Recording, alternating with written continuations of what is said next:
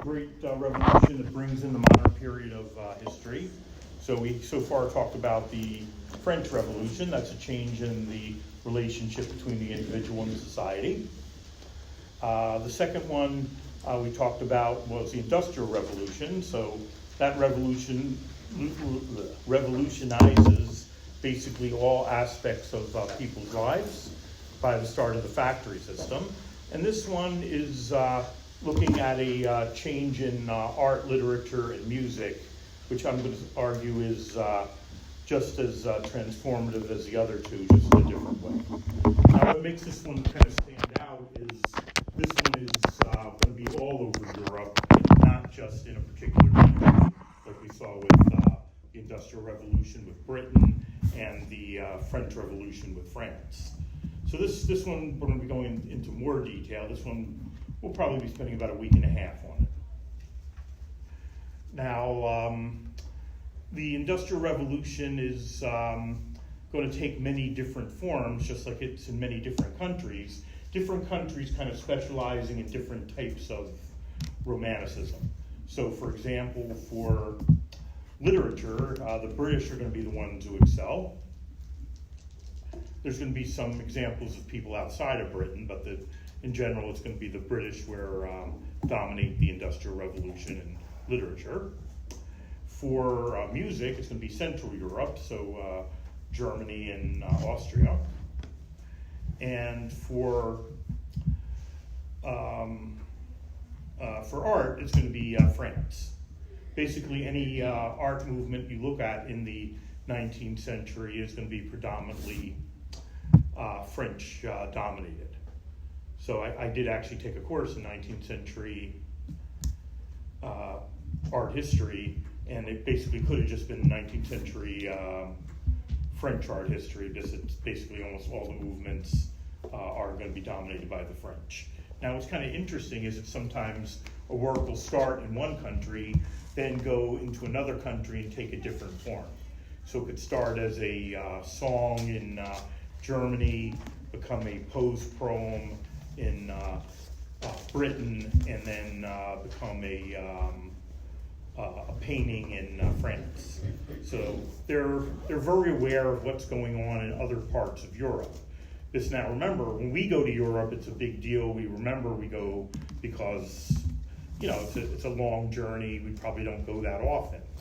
For the Europeans, it would be like us going to a different region of the U.S., particularly a region that's near. So you're not going to remember the rest of your life, oh my God, I remember the time I went to North Carolina. Just, you're probably going to go several times in life. That's kind of what they feel with different areas of Europe. All right, now to really appreciate what Romanticism's about, we have to look at what it is rebelling against, and that is neoclassicism. So Romanticism is in conflict with neoclassicism. Neoclassicism is going to dominate art, music, and literature in Europe from basically the time of the Renaissance all the way into the 19th century. Neoclassicism is, first of all, neo is new, classicism is referring to classical antiquity. So it's taking the ideas of classical antiquity and applying it to the modern age.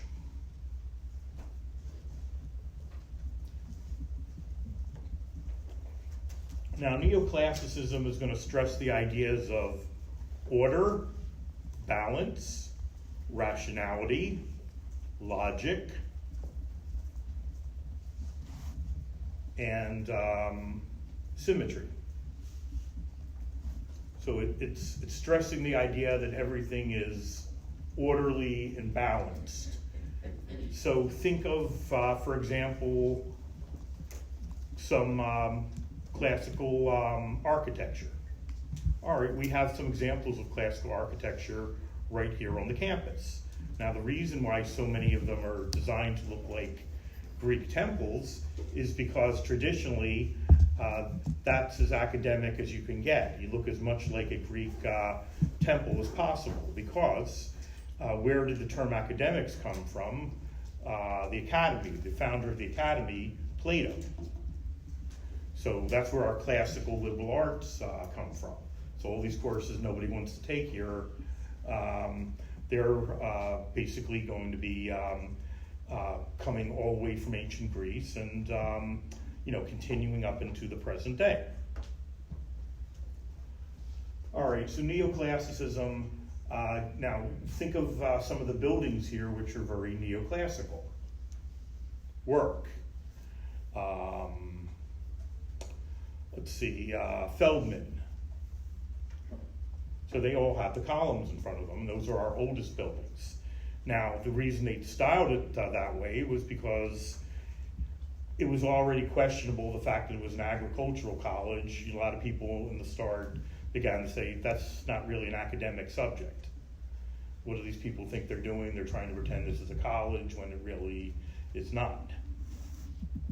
So to, try to encourage the idea that this is, a real college, they're trying to make it look as much like a classical academy as possible. Okay, so sometimes this would take on very extreme measures. So it's the idea that everything has to be completely balanced and orderly. If you look at the columns, there's going to always be an even number of them because they don't want any one thing to take over. Everything has to be balanced and symmetrical. So you have one professor here at the front of the classroom, so to make it symmetrical, we really would need another one boring you from the back. So that way you would get it, equally balanced. Okay, or the idea of the windows. We have two windows here. We're supposed to really have two windows here. That would be, as balanced as you can get. And sometimes it took on ludicrous extents. I'll give you an example. All right, maybe about 10 years ago, I was in Savannah, Georgia, and one of the buildings I went into there, beautiful antebellum city, by the way, and one of the buildings, a museum, actually was one of these, really large neoclassical buildings, stark white, which looks great in the summer sun. It has the pillars in front of it. It had a circular stairway to the entrance, so one on this side, one on the other side. Each circular entrance, stairs, kind of led to a really big 40-foot red door that had a very imposing looking brass knocker there with like a lion's head. And each one maybe 12, 13 feet tall. Okay, so very august looking. But here's the thing, one of them was a fake door. It didn't open to anything. Now why would they go to all that trouble to make a circular staircase made of marble leading to a huge 12-foot door that does not have the doorway? Symmetry. They wanted it to look balanced and orderly because that is all what neoclassical is about. Nothing is supposed to dominate. Colors are restrained, emotions are controlled, everything is logical, it's controlled by the mind, and orderly and balanced. Now the Romantics are going to break away from all of that because the Romantics are all about emotion. So for the Romantic, it's always the heart over the mind. For the neoclassicists, it's the mind over the heart. All right, now the Romantics are going to be interested in demonstrating the strongest emotions possible. Now, Lord Byron, one of the strangest of a strange group of Romantics, Lord Byron, one of the things that Byron says is he'd rather see the person he loves most in the world brutally murdered in front of him rather than to feel nothing. And for him, it could be an old woman or a young boy. He was kind of romantically interested in both. Okay, now why would he say something like that? why would it be better to be in horrific pain from losing someone rather than feeling nothing? So he's saying, I'd rather the person I love most in the world brutally murdered right in front of me than to feel nothing. Yeah? Is that kind of like in the air when they said, like, it's better if one lost than all that kind of Yeah. Well, why would they feel that, do you think? Because it's better to know what it was than to not know. Okay, yes, because you feel something. Being in horrific pain, you feel alive. And they'd rather be having the most intense emotions because that's what makes you feel human. And that's what the Romantics are about, trying to feel human. Humans feel emotions, and particularly strong emotions. So let's try to think, what are the strongest emotions? Anger. Okay. Anger, yeah. What else?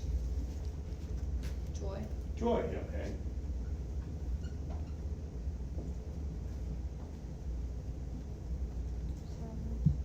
Sorry, what, sorrow? Sadness. Okay. Good.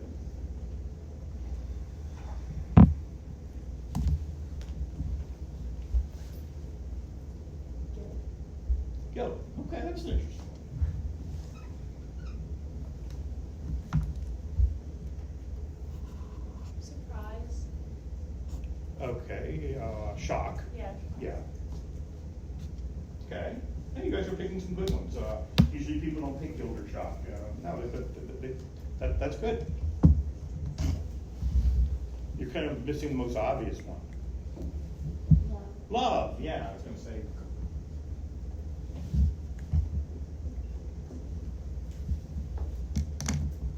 I think grief was another big one at the time. Sorry, which one? Grief. Grief, okay.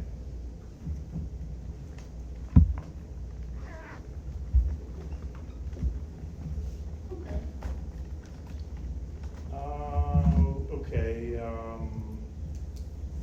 This is sometimes portrayed as green. Envy. Envy, okay. And what about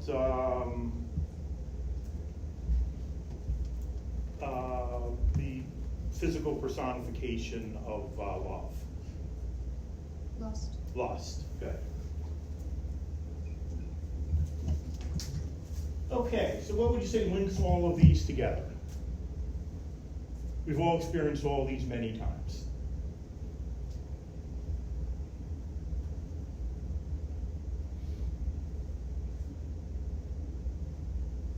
The intensity of the feelings. These are all very intense. None of them give the feeling that we see so much on this campus, particularly in this classroom, of man. So most of people's lives are going to be centered a lot on, how was the food here at the school today? Very,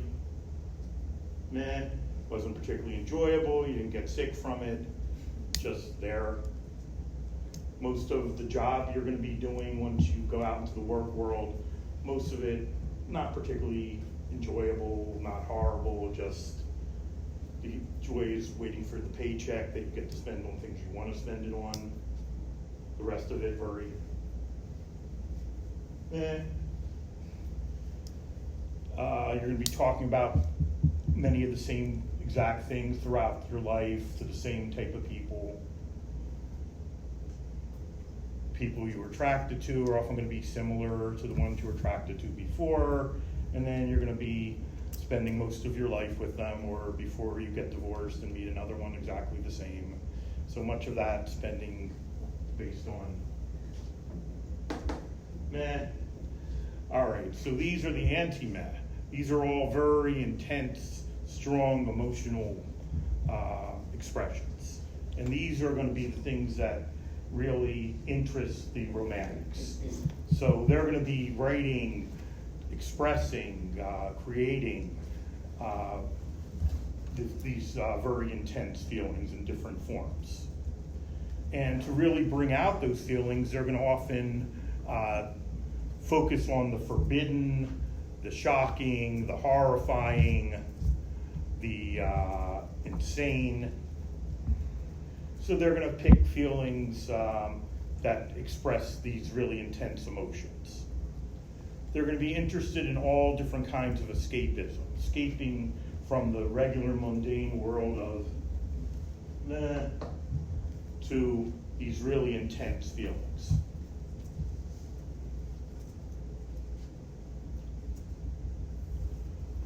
All right, so chronologically, neoclassicism is going to start about the 14th century, so with the Renaissance, and it's going to continue all the way into the 1800s, so the early 19th century.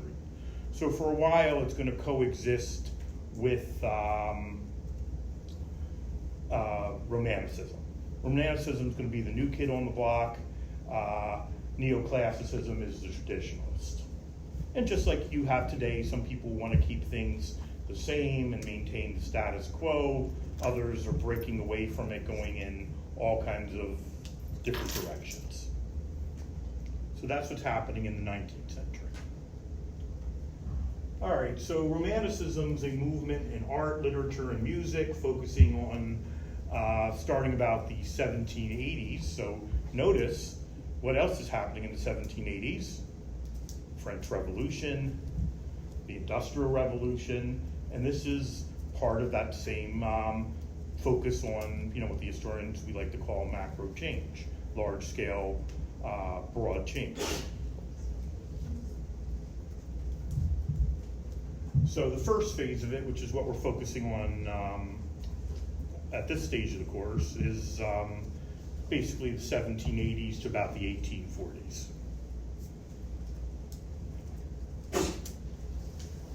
All right, let's look now at number 3. The word romantic. Now, the way it's used as a noun, a capital R romantic, a noun's a person, place, or a thing. But we don't use that much today outside of an academic setting. So in a literature course, they'll talk about the Romantics. In a history course, we're talking about the Romantics. But in general conversation, we don't usually use capital R romantic. How do we use it? We use it as an adjective. So lowercase r romantic. Well, let's see what the connection is between these two, the way we use it today versus the way that it's set up, the way it originally was. All right, so capital R romantic, someone of the Romantic era, or an idea of the Romantic era. All right, but how would we use it today? We use it as an adjective. So let's talk about, all right, a romantic dinner. So let's see what makes a romantic dinner so romantic. Why is it called a romantic dinner, and why are some dinners romantic and some are not? All right, so usually when we think of a romantic dinner, how many people do we usually expect to be there? 2, unless you're in Utah. Okay, so right, so usually 2.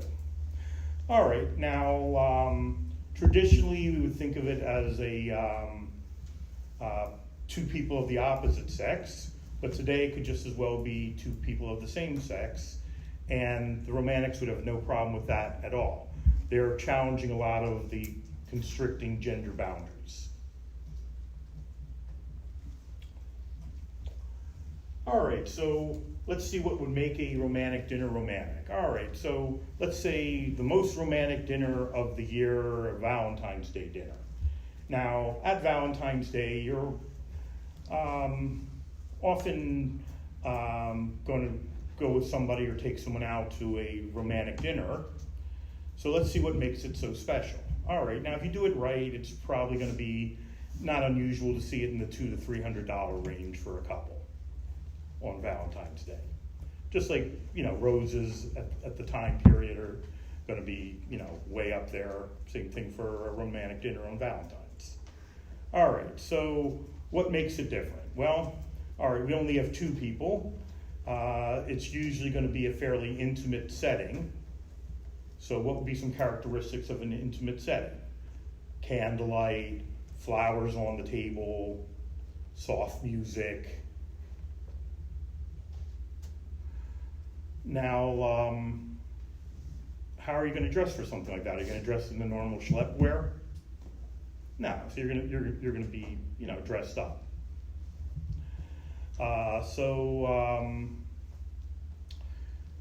Traditionally, a French or an Italian restaurant were thought of as, particularly romantic. All right, so what makes it special? Well, at a French restaurant, traditionally, you would get what's called French service. There's different meanings of that, but the one I'll talk about is the idea that it's in courses. So one course on top of another, slowly brought to you. You're sitting on a couch, you're all dressed up, there's classical music in the background, you're women wearing their, perfume, so the finest part of the fragrance, the one with the strongest concentration of oils. Men wearing cologne, which, let's say they traditionally don't wear usually. So you're doing something to make it special. All right, and traditionally they're going to give you or ideally it has a wine, different wines accentuating the different wine flight, different wines accentuating the different courses. So bringing out nuances in the food, which is expertly presented. All right, now the tablecloth, it's going to be linen or damask. It's going to be freshly ironed or starched. So it's something to make this thing special. Now, what are you probably going to be talking about at a romantic dinner? And what are you not going to be talking about? Well, are you going to be talking about the problems in the world? We're about to bomb this country, or the deficit's terrible, or is this political official going to jail, or is another one going to jail instead? Are you talking about your kid having their second DUI and being thrown out of their third school? Are you talking about you just lost your job and this is your last hurrah with your last paycheck? So are those going to be things that you're going to talk about at a romantic dinner? No, you can stay home and get stressed. You don't need it on your night out. So you're talking about happy memories, why you're perfect for each other, happy times you've had together, vacations you've been on. So all these kinds of things. So how are all these kinds of things romantic? Well, it's a very sensual experience. Look at the different senses. The smell of the fragrance and the flowers. The sound of the classical music gently there in the backgrounds. The very soft sound of, quiet voices. And the feel of the tablecloth. And, it's a sensual experience.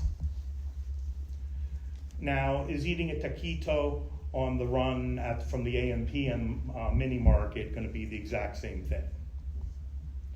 No, that you're chomping it down, you're not about savoring. All right, so these are the kind of things we think of with romantic. And not to be too subtle, do you think there is a possible reason that so many of the fancy restaurants are often connected to hotels?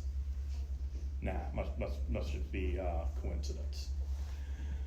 So notice that's this connection there. So subtle sexual tension, building up of the courses, and it's kind of all working together.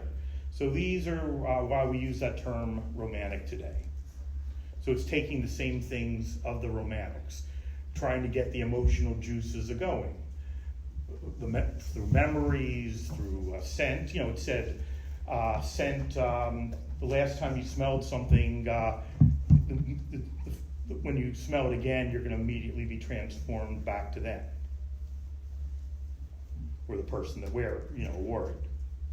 So think of music. If you haven't heard a song in a long time, then suddenly you hear it, suddenly you remember the last time you heard it. It connects it. So all these are about getting your emotions going. Okay, so now let's talk about number 4 here, a romantic hero. All right, a romantic hero. Well, what's meant by a hero in literature?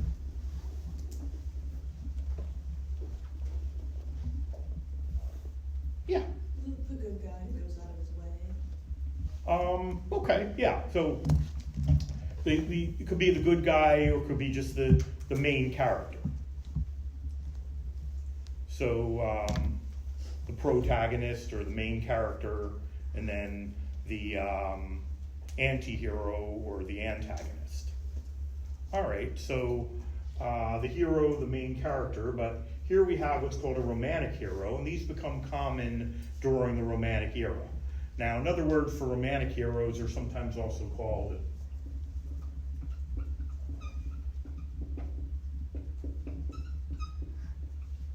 Byronic heroes. Now, Byronic is coming from the person we just talked about,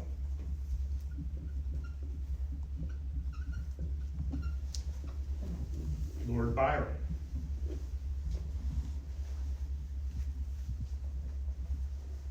All right, so a romantic hero or a Byronic hero, there's certain ways that they look and act, because they're going to be so common in novels of the Romantic era.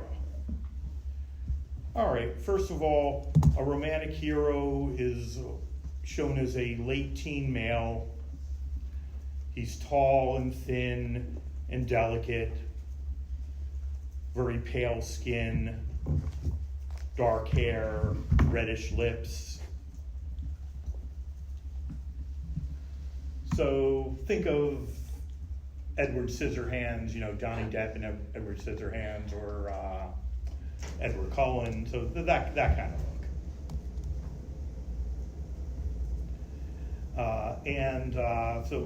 So delicate, gentle, kind of ethereal, but what do they act like? Okay, emotionally, they're always distraught.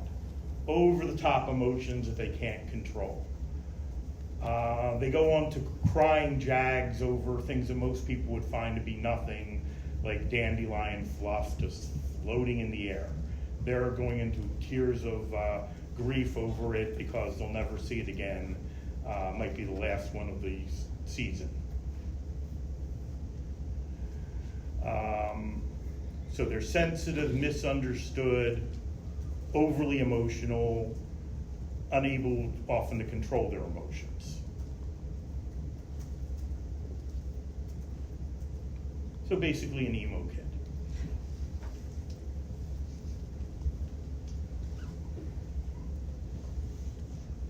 So those are going to be common in the works of the Romantic era. Now, another thing that Romantics are interested in is the idea of what's called a number 5 here, a romantic correspondent. Okay, a romantic correspondent means a soulmate, a perfect other. They believe the idea that there is only one perfect other for every person. And you could spend your whole life and never find them. You could be lucky and find them very early, or like most people find them after many false hopes. But they believe that there's only one perfect other. So your soulmate, your romantic correspondent.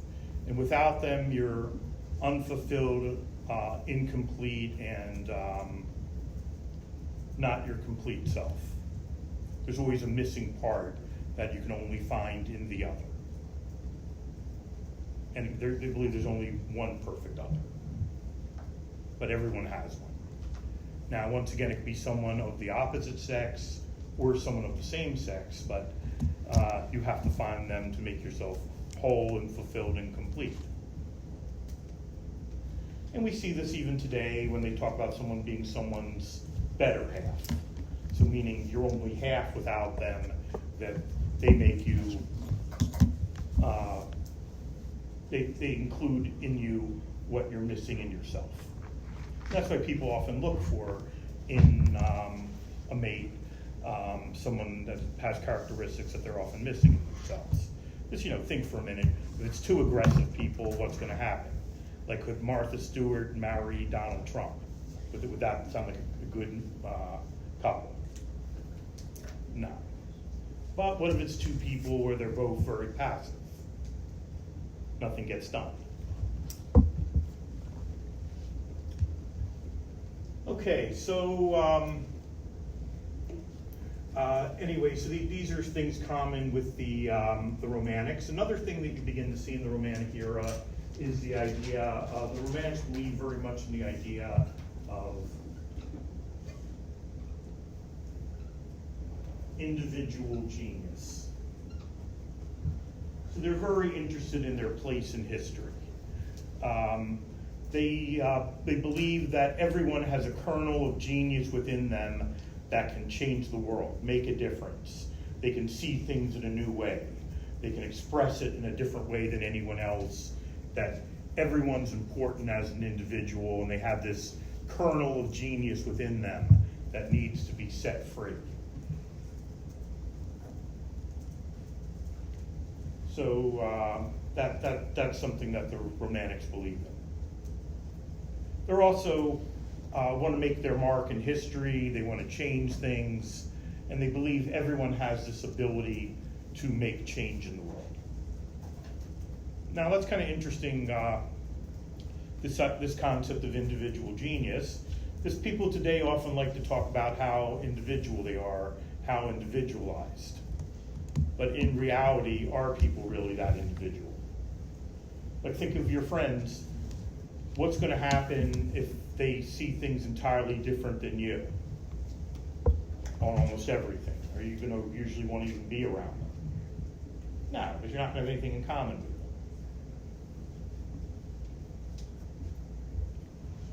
So, okay, now one of the first of the Romantics is, this is going to be a German Romantic by the name of Johann Wolfgang von Goethe. Wolfie for short. No, probably Johnny for short. But yeah, so Johann Wolfgang von Goethe, and he one of his most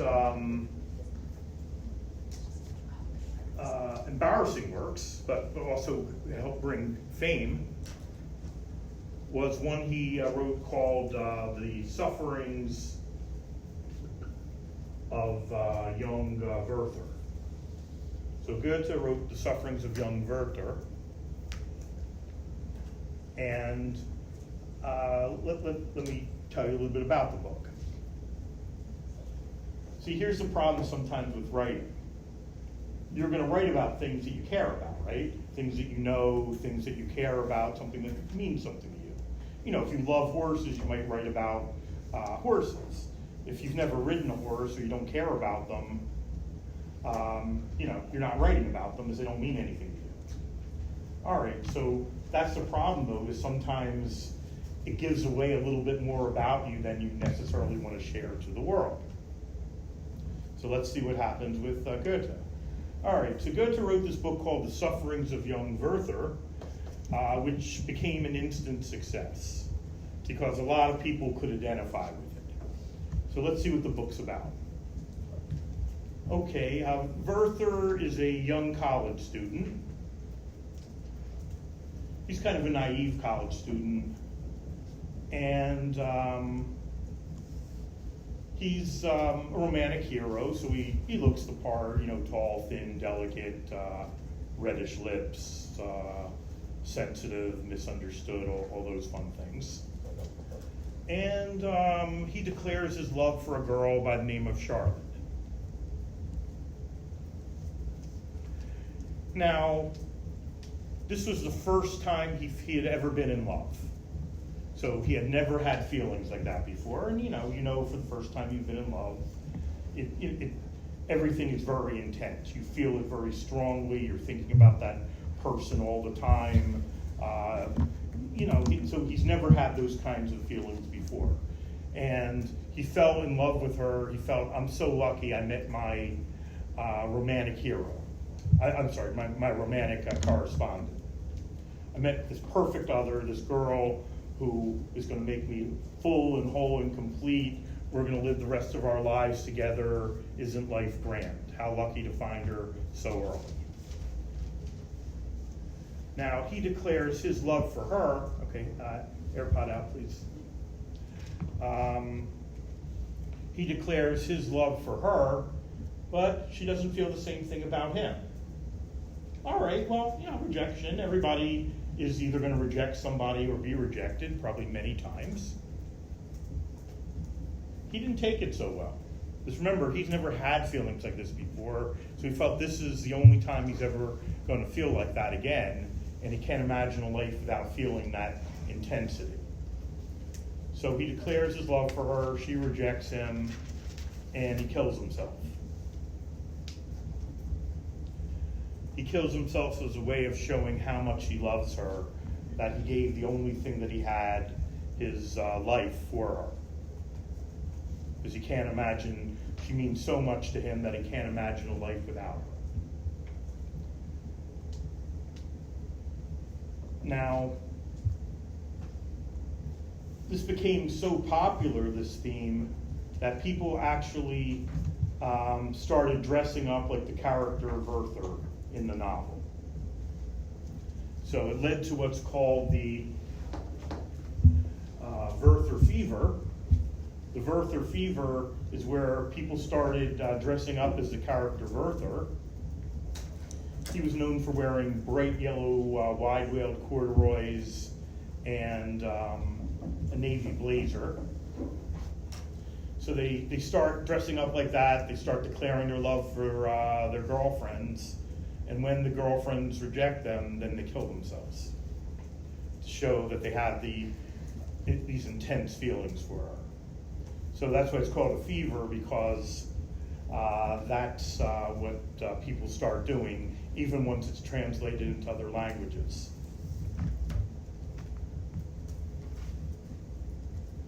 People saw it as a beautiful thing, that somebody cared so much about someone that they would give up their whole life for them because she meant so much they couldn't imagine a life without her. Now, would it be seen the same way today? All right, how would it be seen today? I'm sorry, what? Crazy, okay, yeah. Probably most of us would find it crazy. But if you really love somebody, you are going to have these really intense feelings for them. So you may fantasize about suicide, but most people aren't going to go through with it. You're going to be, if the person meant a lot, you are going to be distraught for a while, because they're a part of all your thoughts. Everything you're thinking about is one way or another connected to them. Every memory you have, you're in that infatuation stage, so you're going to be thinking only about them. You're not going to even notice anybody else. Now, the way you see someone and the way somebody else sees them is going to be a lot different, right? So you may find this person as the perfect person, but is that how your friends are necessarily going to understand it? No, they may see it completely different. They're going to say the only thing worse than her appearance is her personality. But are you going to want to hear that? No, it's you. She has no flaws. She's perfect, at least in the beginning, the infatuation stage. So that's what we have, these out of control emotions, and people saw it as a beautiful thing. All right, so today, you said we'd see it as crazy, and most of us would. But, if somebody was really in pain from this, what could you say to them? How could you help them get over this?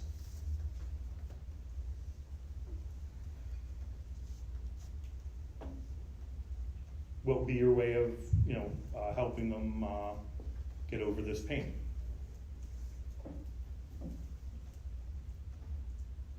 Yeah. Saying that life goes on, like an important accomplishments that they can do and focus on with their life. Okay, so you said there's other things you could focus on. Okay, that could help. Like you'll find someone better. Okay, you'll find someone better. So, you know, what was the website? Other Fish in the Sea, or Plenty of Fish in the Sea, something with fish in the sea, but or at least with fish. But okay, and that's true, right? But here's the problem. You know, you're being logical, and you know, basically, you know, you're saying, well, if you found one, if you can love one woman, you could love another. Is that going to be like an understandable explanation? You're going to say, well, the body type's going to be somewhat the same, the voice register is somewhat the same, so one's really not that different than another. Well, how well is this going to work on a Valentine's Day card? Okay, so if you give someone a Valentine's Day card and say, well, I'm sending it to you because you're the one I'm with, but it could just as well be your mother, your sister, your neighbor down the street. You know, what's the difference? Is that going to go real well? No, you want that individual. There's something so special about you. I'm incomplete without you. Together, you're perfect. There's something about the individual. So that's what the, if you're being too logical and just saying, well, you're going to find another one, you know, it's understandable why you don't necessarily want to spend your whole life alone, but there's, you know, 1,000 others. What's the difference? They're more or less interchangeable. No, it's not going to work. So that's what the Romantics are focusing on, the importance of the individual. Okay, so any questions about any of this? All right, guess we'll let it go with that for today then. So we're going to continue with English Romantics next time. So if anybody wants to go